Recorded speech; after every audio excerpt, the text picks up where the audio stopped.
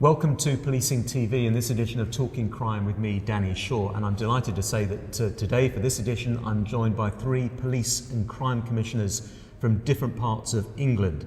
First of all, David Sidwick, who's the Police and Crime Commissioner for Dorset. He's sitting on my right. David Lloyd, Police and Crime Commissioner for Hertfordshire, coming up to your 10-year anniversary, I think, this year, David. Right. Yep.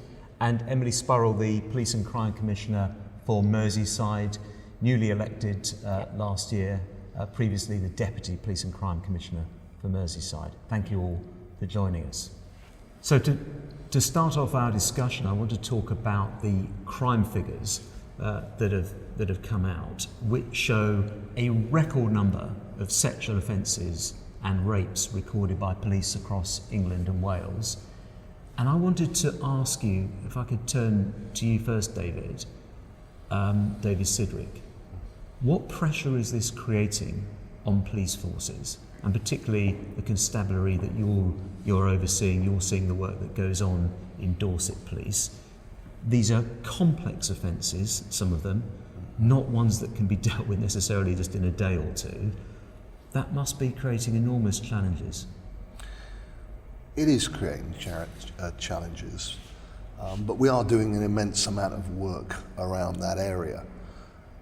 The whole piece around violence against women and girls, which obviously plays into sexual assaults and rape. We've actually changed the way that we think in Dorset. We've put in place something called Operation Vigilant, which we put in place last summer, and we'll be bringing back again this summer, which basically affects the nighttime economy and looks at trying to drive down sexual assaults and rapes in the nighttime economy. We've made it, as far as possible, easier to report.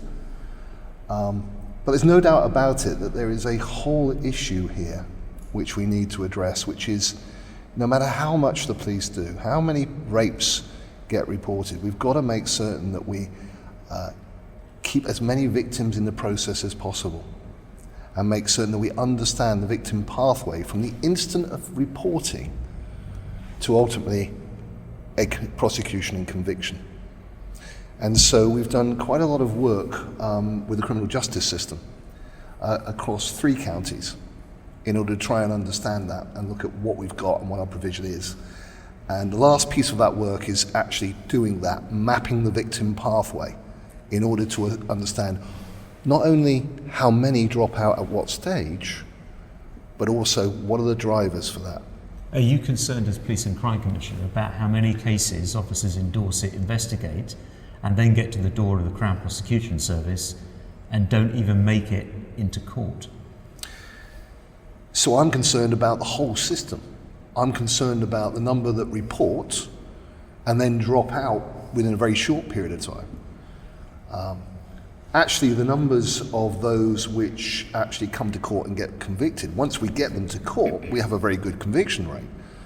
But it's where the dropouts are along that journey which really concerns me.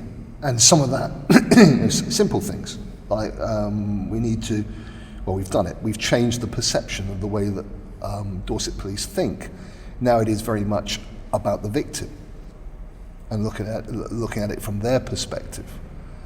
So we're not looking at it together in the way that people used to. Emily Spurrell, if I can turn to you in Merseyside. I imagine that Merseyside Police is in the same position as many other forces, recording record numbers of offences, which is perhaps a sign that victims are willing to report and have faith and confidence in police. Is that how you see it, or do you think there is actually a real increase in sexual offending out there?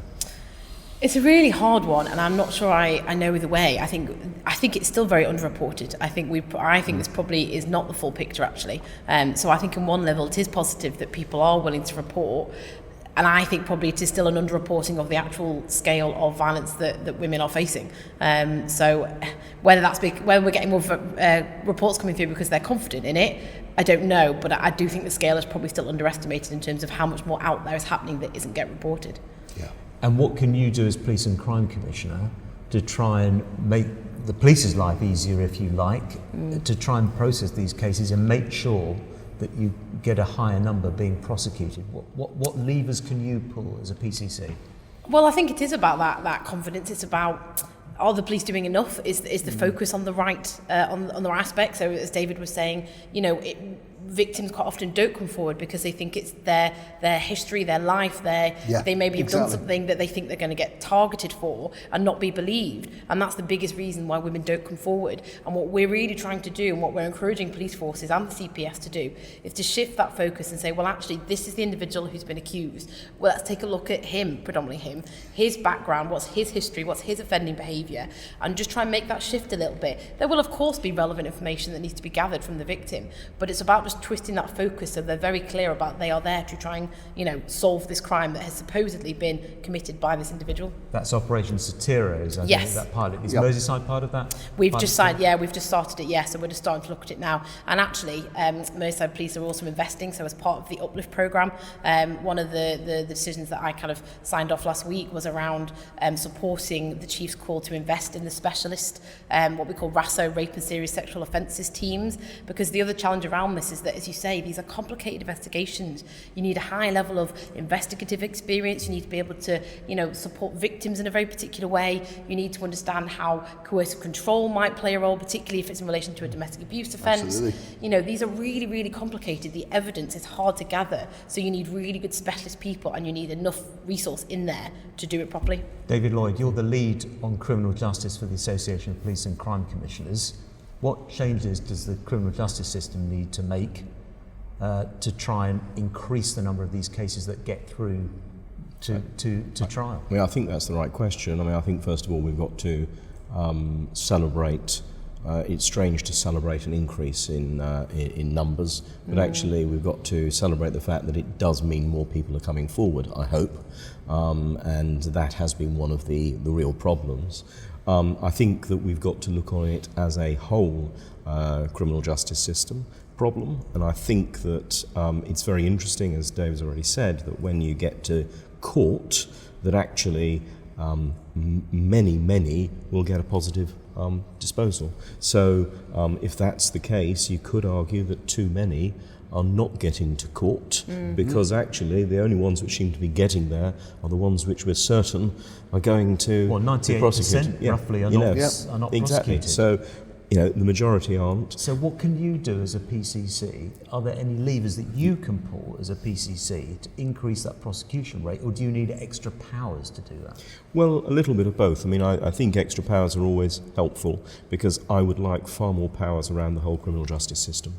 I'd like really to be able to set the plan for the criminal justice system rather than just the constabulary. However, we have got some things we can do. We chair the Local Criminal Justice Board.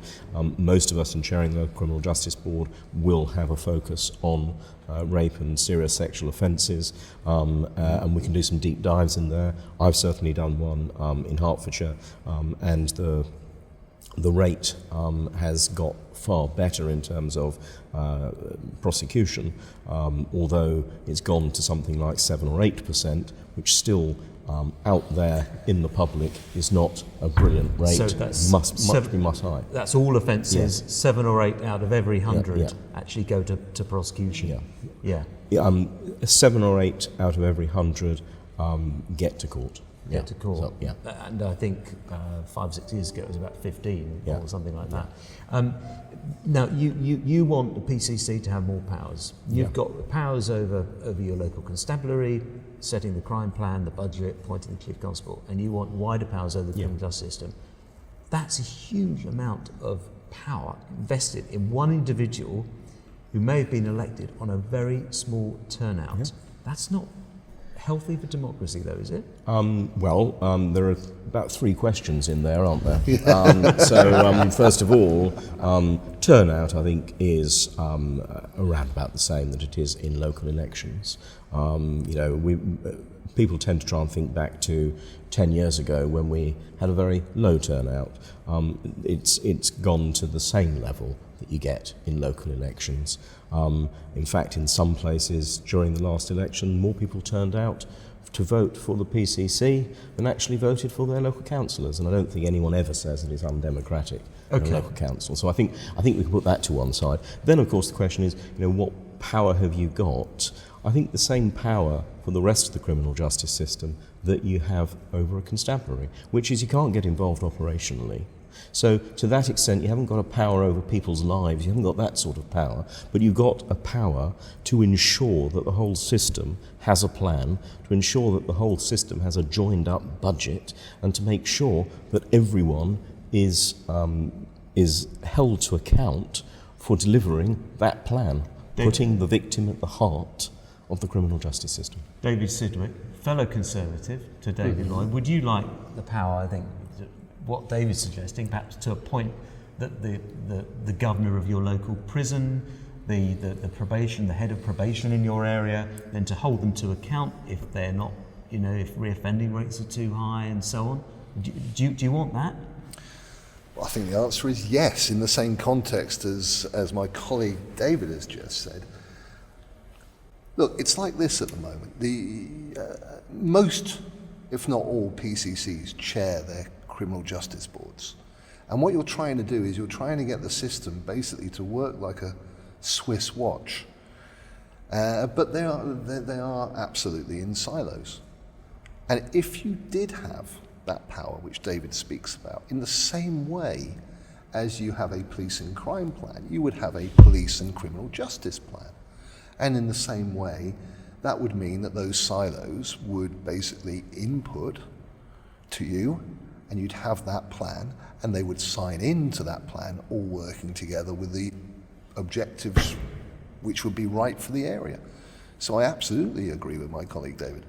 Emily? I think from my point of view, when you look at it from a budgetary perspective, we know that there will be this constant tension between, for example, the police and CPS, where because nobody has enough resource at the minute, and we can all say that we all need more resource to do the job. But actually, if you've got so at the minute, from a police point of view, we're kind of pushing back at the CPS who keep sending files back for more review and things like that. Whereas actually, if you've got sight of the whole budget, and probation is another example, we don't want to, you can then see where if you spend money up here, it will benefit this bit here. Whereas at the minute, you've got 4, 5, 6, 7 organisations, and if they invest in something there, they don't see the benefit of it. So there's no incentive for them to engage because the money goes to the other organisation at the beginning of the cycle. Whereas I think the value of potentially bringing it together, and certainly putting criminal justice boards on a statutory footing, I think will really help this.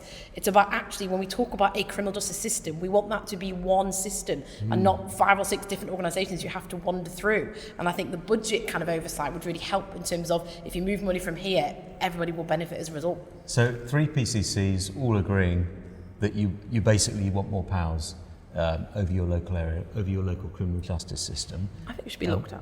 One of the potential problems you may have coming down the track is that there are going to be even more cases coming into the system. That's what all the projections show because of the police recruitment that's going on.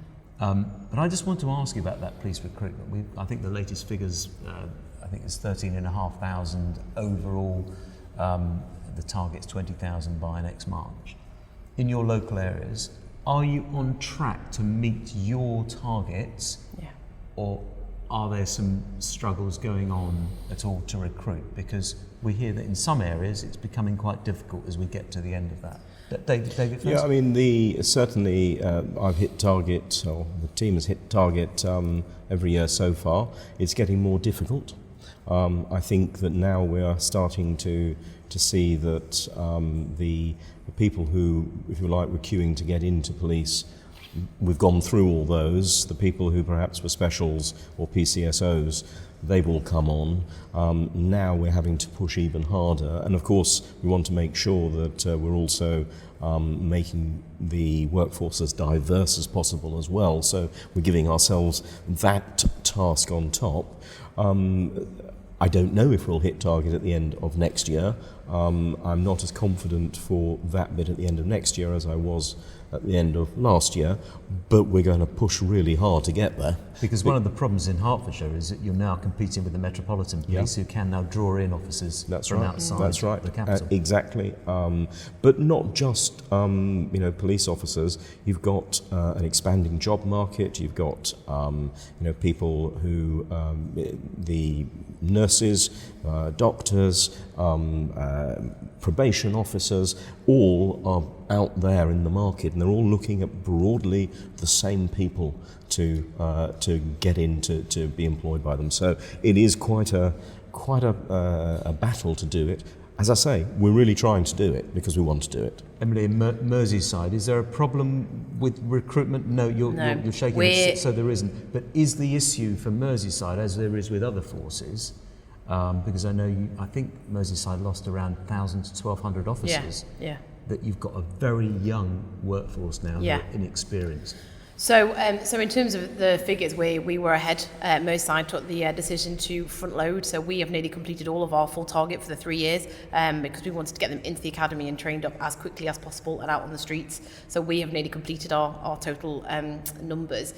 We are still 465 officers down on where we were in 2010, and that's obviously in the context of more complicated crime, what we've just discussed around sexual offences, cybercrime, fraud. The demand on policing is huge and much more complicated now, and we're still 465 officers short. So we are still making the case, and we're still having to make savings. So that's only going to be able to come from police staff or PCSOs, who are a crucial part of the wider police workforce. So I think we still have a lot of challenges around if we're going to get the numbers to where we want them to be. And in Hertfordshire, we've got more police officers than we've ever had. So, that's quite interesting. In terms of the inexperience question. Yes, so it is. And again, that's another challenge because we had such a freeze on recruitment for a long time. We've got some brilliant individuals coming through. Lots of them have been PCSOs, lots of them have been specials, and they're going to bring, I think, a real great wealth of experience. But yes, there is that gap in terms of we now have a kind of a very young workforce who are coming in and straight away having to deal with incredibly complicated and quite vulnerable people. Or they may have to deal with an incident that they've never dealt with before, and they've got to get it right. Yeah, absolutely. And they haven't got that experience. David, is that an issue that you expect your officers are going to have to deal with? Yeah, absolutely. I mean, from the point of view of Dorset, we're well on track. We actually exceeded the first year.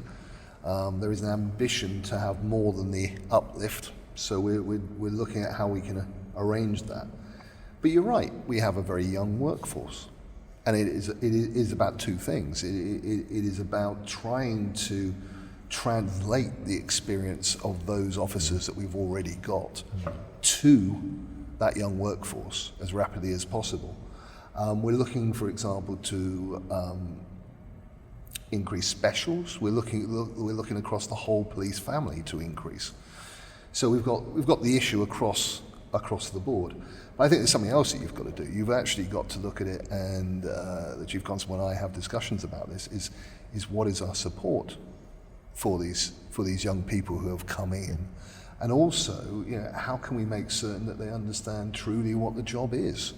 The recruitment at the start for them to understand what a police officer is about in 2022 is really, really important. Because what you don't want is halfway through the training they go, you know what, that's not for me. And of course there's some context there as well, isn't there, which is quite interesting.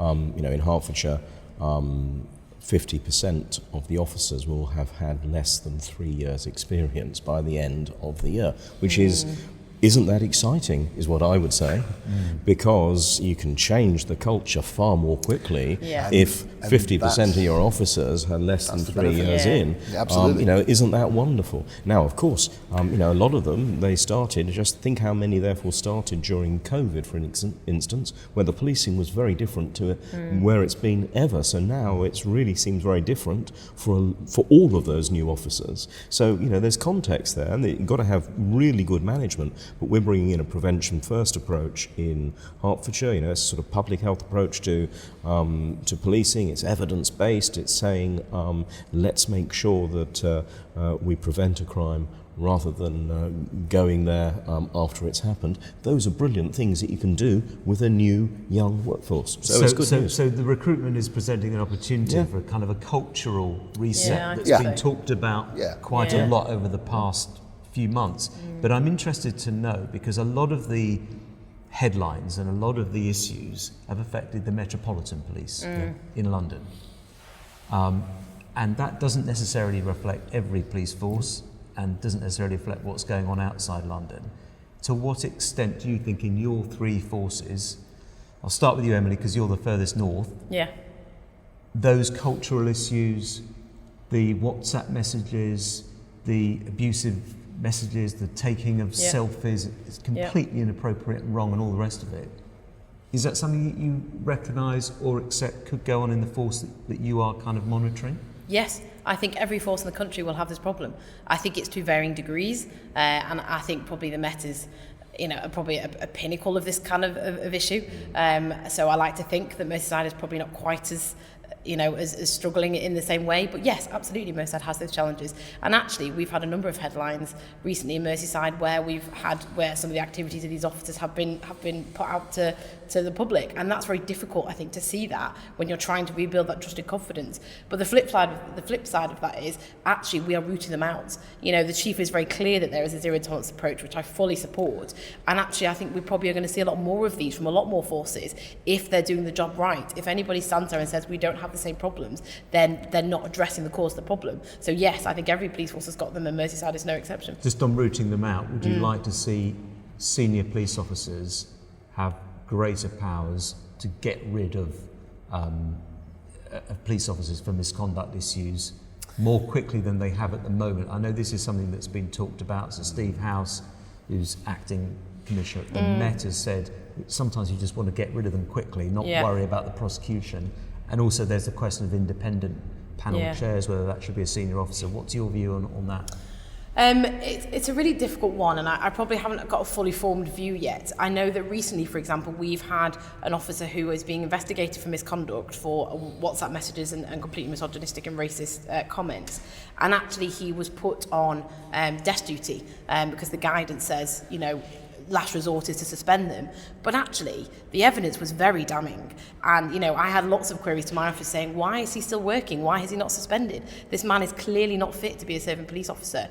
But there obviously is that due process you have to go through, and there will be officers who maybe haven't done anything wrong, and you need to offer them that space and the representation to have their case explored. So I'm not sure what the answer is, but I think there are those cases where there is a frustration from the public about why we aren't doing things more quickly to remove people where there is a very clear misconduct issue.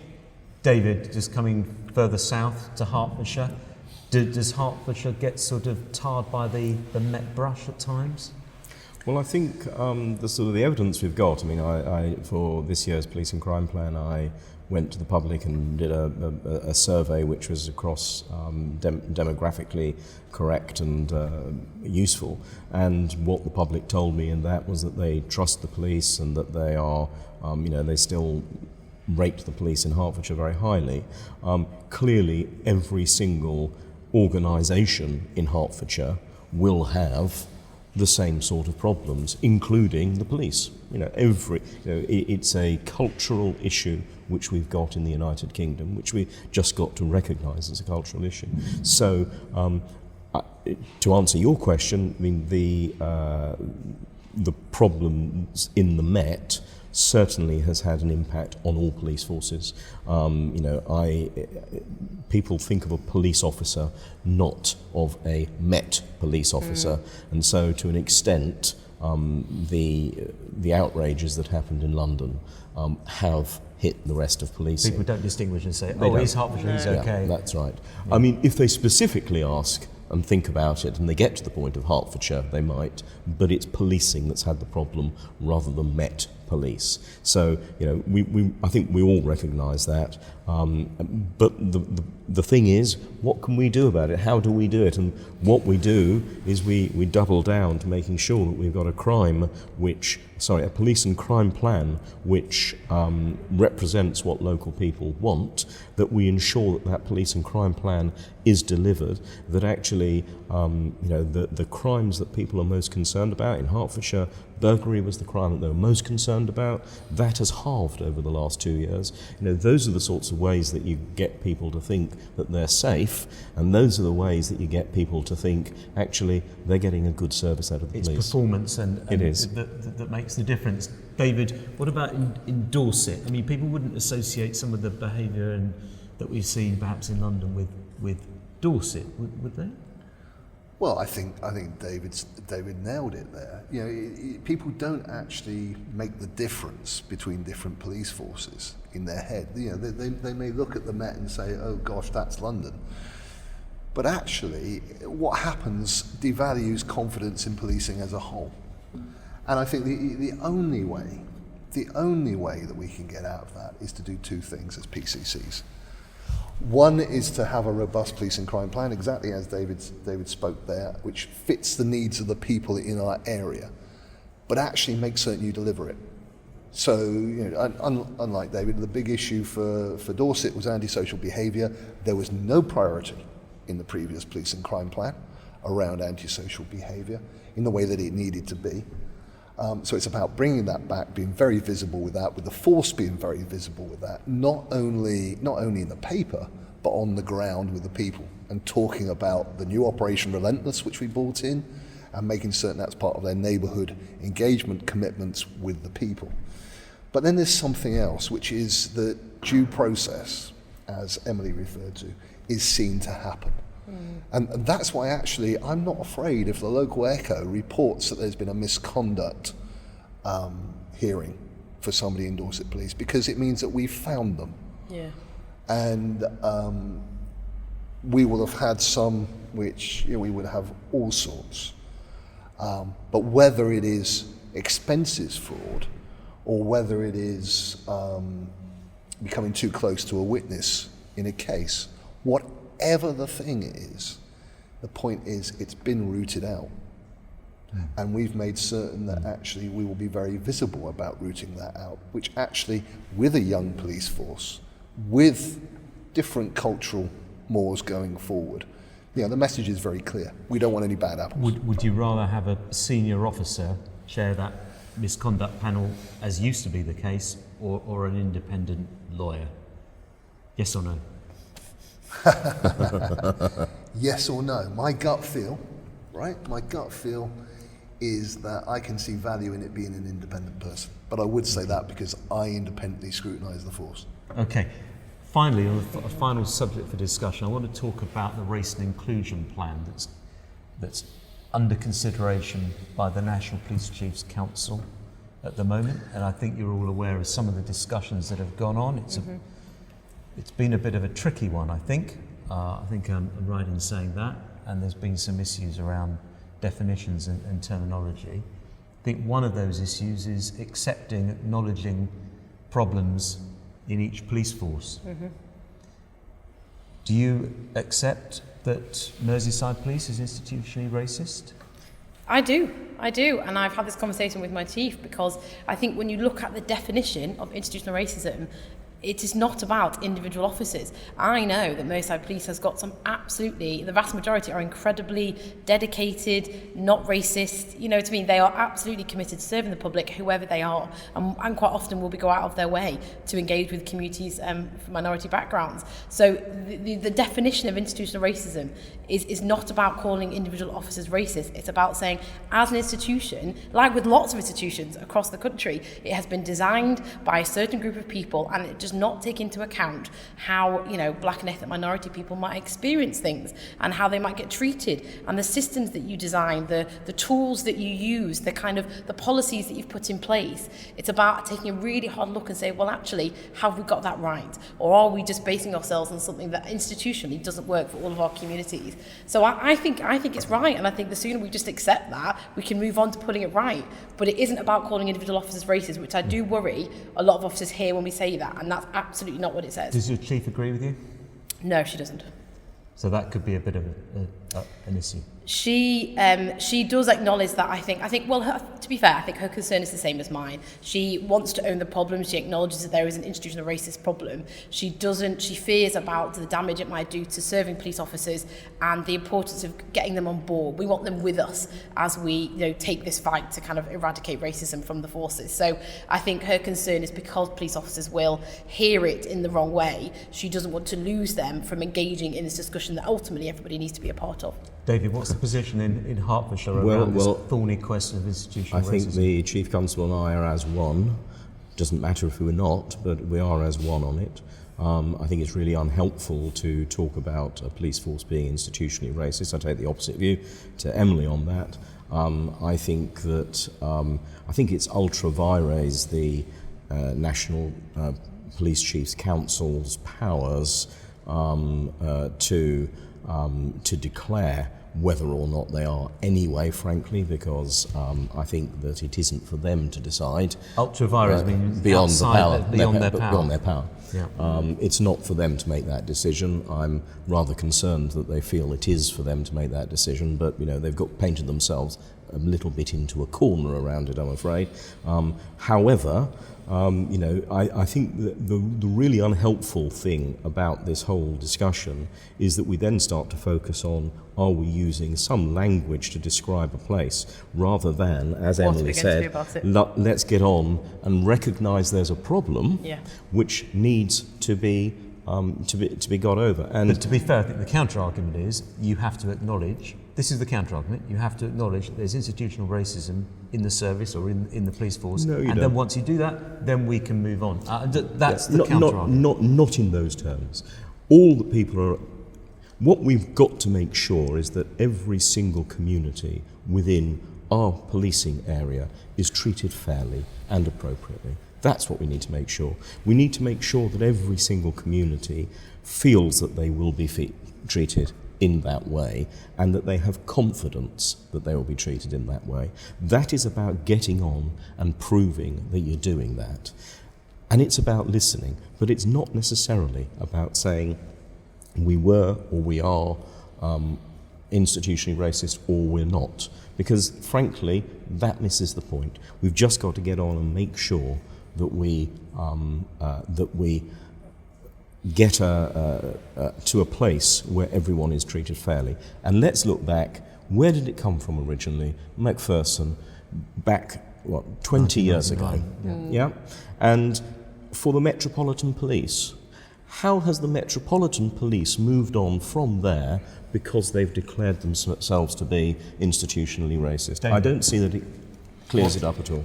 What's the position in Dorset on this? Obviously, you've had some discussions and thought around it. We have, and my Chief Constable and I are completely aligned on this one. And my position is very much the Hertfordshire position, if I can state that. Look, I've got an issue around this, because I think that what this actually does is it goes to the heart of devaluing PCCs and the localism which we're meant to represent. If I had sufficient evidence, if I felt it was the right thing for the community of Dorset to do, then I'd do it. But actually, I have no shred of evidence to support the proposition that Dorset Police is institutionally racist. I have no volume in my postbag directing me to look to say that they're institutionally racist.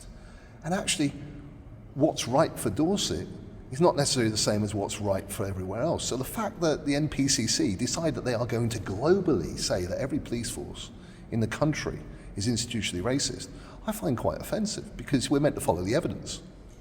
There is a problem in Dorset around stop and search, because you've got some of the highest rates of disproportionality in the country, haven't you? I absolutely have, and I'll come to that in a minute. Let me just Perhaps finish the there's previous something point. going on there that's unwitting or in the system. That's So I'm absolutely going to address that, and in a little bit of detail. But what worries me about saying that a police force is institutionally racist in an area like Dorset is what you're effectively saying to all those people in communities who you are trying to attract to come in and be part of the police force. You're saying, do you want to join a racist outfit? The problem is they already know that. You're not telling them anything you don't already know. Like, those communities will already think the police forces are racist if they have that view. Whether you say it or not isn't going to change anything, and that's my fear with that, is that I think the community, certainly the communities in Merseyside that I speak to, I think they want to see the police own the problem, because then they feel like there's a genuine willingness to tackle it, and then they feel more engaged in saying, well, actually, you've owned up to the fact there's a problem, we want to help you solve that now. Whereas if people defend it, they think, well, you're never going to change, so why would I want to join you? That's my perspective. Yeah, forgive me, Emily, that's your communities in Liverpool. Yeah. So I've spoken to the diverse communities in Dorset. I've specifically spoken to them about the issue of stop and search. And you know, the thing that really, really bugs them is the thing that bugs everybody. They don't see enough engagement from the police in their community. They don't see enough visibility of the police in their community. And that's why what we should do is focus on the solutions. We should focus on what the police need to do to actually be visible and engaged in all the communities, but particularly the harder to reach ones.